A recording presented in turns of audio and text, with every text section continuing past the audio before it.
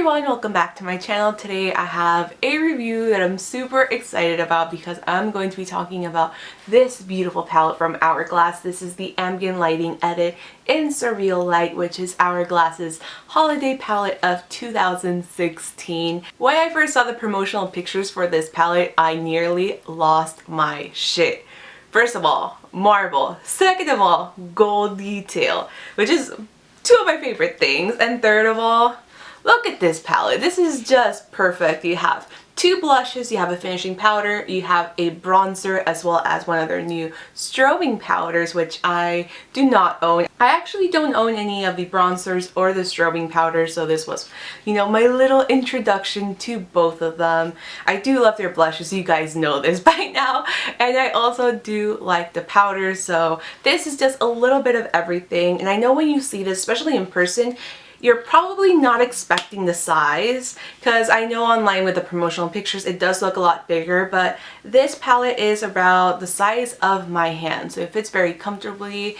It doesn't feel too heavy, but it doesn't feel flimsy either. It is made out of plastic, but it's like a more sturdier and thicker plastic, so it does feel very nice to hold. It doesn't feel like it's going to break or like become loose or something like that, so it does feel like it's been well made. When you open the palette, you get a very nice sized mirror, which you can angle depending if you're doing your makeup sitting down or standing up. Like, it's just very nice because you can actually angle the mirror whichever way that you want and it stays in place. Once again, it's not a flimsy packaging, so I really like that.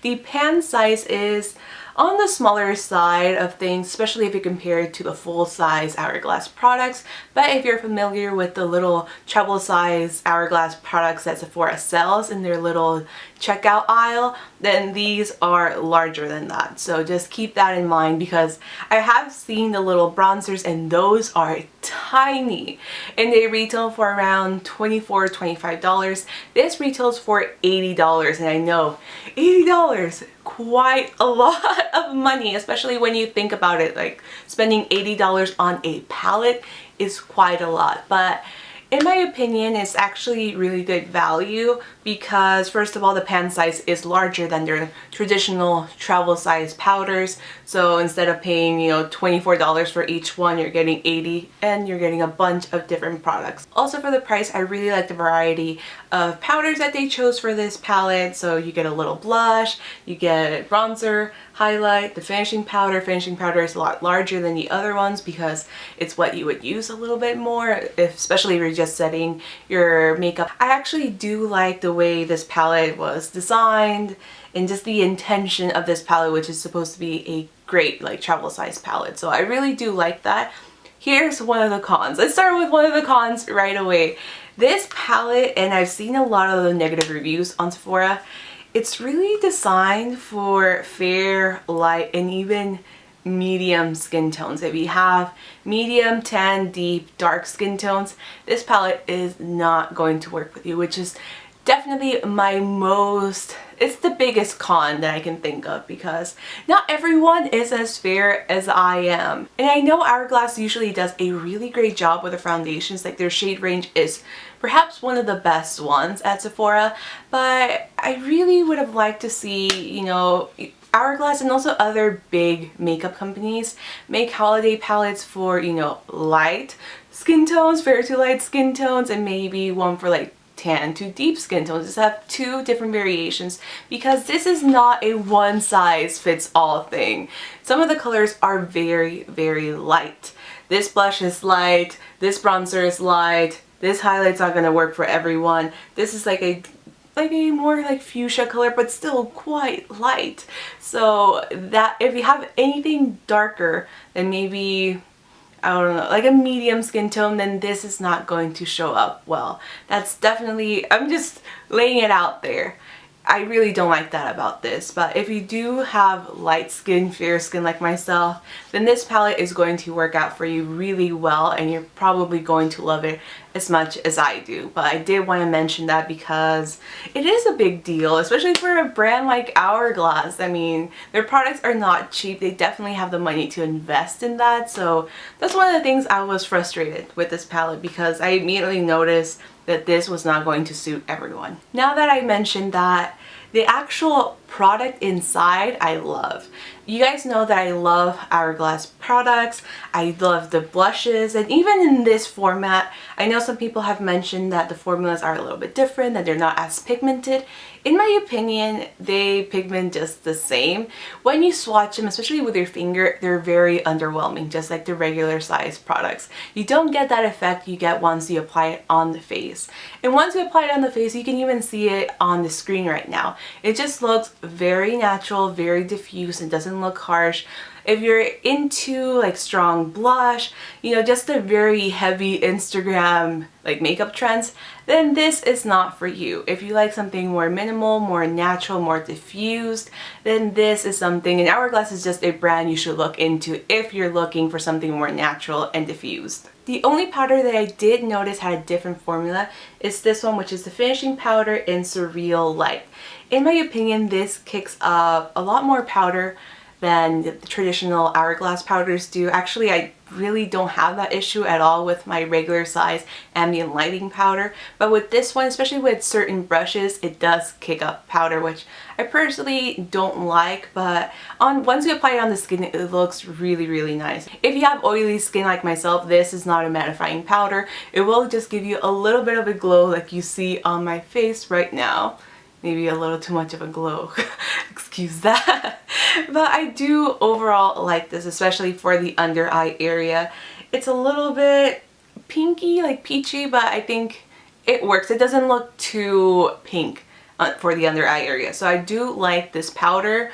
The blushes I love. So we have two blushes in this palette. The first one being Surreal Glow. Surreal Glow is going to be kind of a toned down plummy pink shade. It is perfect for fall. I am in love with this blush. It's very similar to Mood Exposure, but with a hint of pink. It's a little bit more pink than Mood Exposure, which I just really like for fall. I think it's a very easy blush to wear for every day and matches nearly every single lip color, every single eyeshadow. It's just one of those, you know, blushes you can apply and not have to think about, you know, combining it with different colors. So I really do love this blush. The next blush is a Surreal Effect, which is kind of a fuchsia pink. It's definitely not as bright as the magenta shade in the blush range, but it's definitely a lot brighter than Surreal Glow.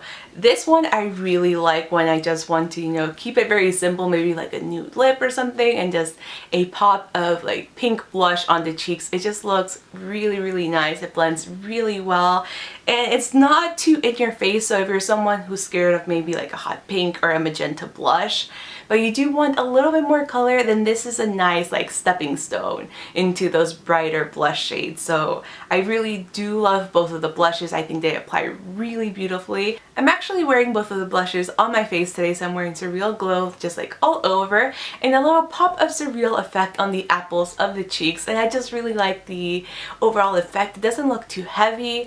You really can't have that much of a heavy hand with these blushes, which I also like, because sometimes when they're really pigmented, it's harder to blend things out than it is to layer. So I do love the blushes a lot. The other powder that I really love in this palette is the bronzer, which is right here. The bronzer is in Surreal Bronze Light. So as the name suggests, it's a very light bronzer. This one I really like because it doesn't pull orange on my light skin, so I can apply it literally everywhere, and it does look like you have a little bit more color. It's very subtle, but you can definitely notice just a more of a sun-kissed glow.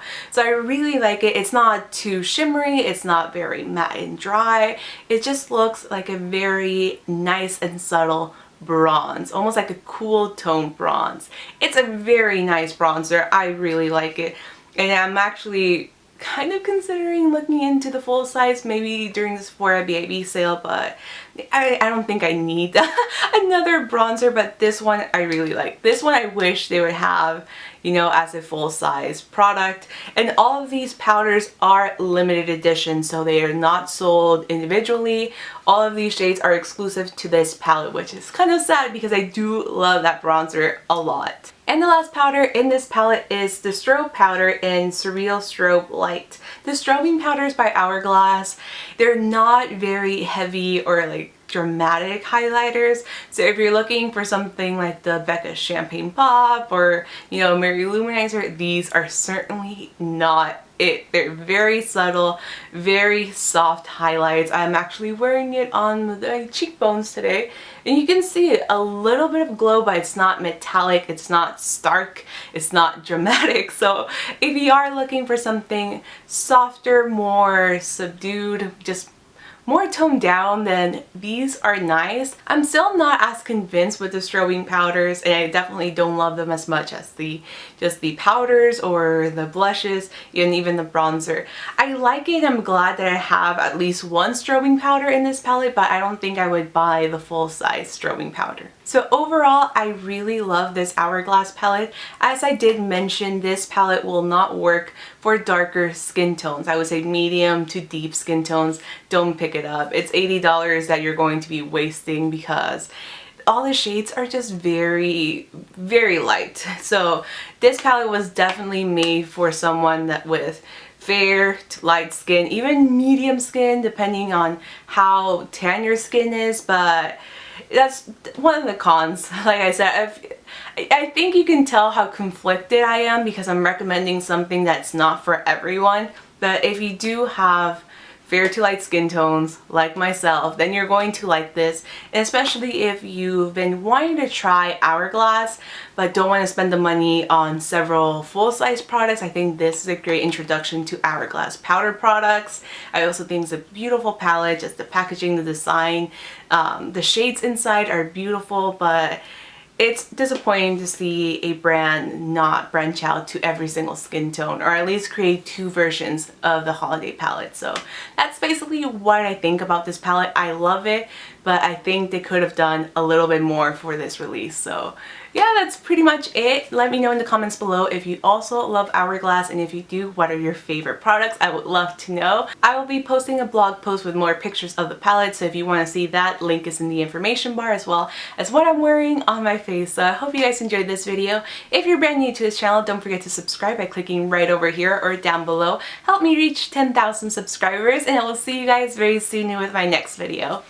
Bye! With this, you're supposed to just, you know, drag it down to apply it, not the swirl, tap, and buff that you're used to with bareMinerals products. So I'm going to apply it just like my coworkers have